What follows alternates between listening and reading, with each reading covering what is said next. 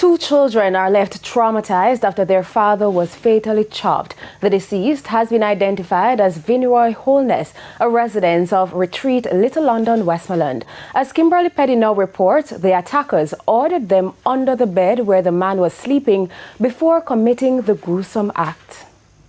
It is like nothing they've ever seen before. Residents in the usually quiet community of Retreat in Westmoreland say they are shaken by the gruesome death of Vinroy Holness. According to reports, criminals gained entrance to Mr. Holness's home, wrapped his two sons in a sheet, and proceeded to chop him. TVJ News understands that the man's 8-year-old son later alerted neighbors to his father's lifeless body. Residents subsequently found the now deceased with his neck partially severed. I've heard something like that ever happen here. So me never know nothing about it until this morning when me sleep and wake. And when me come out, me ask and then say the young man. Residents say Mr. Holness was not a troublemaker. What type of young man he is? I just see him.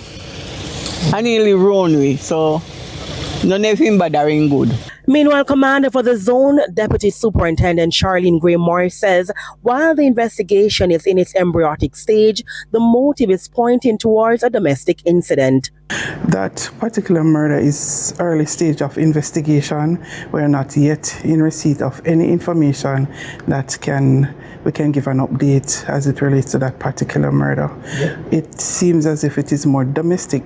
As at May 16, 10 persons have been murdered in the parish since the start of the year. That's 6 more when compared to the same period last year. Kimberley Peddie for TVJ News.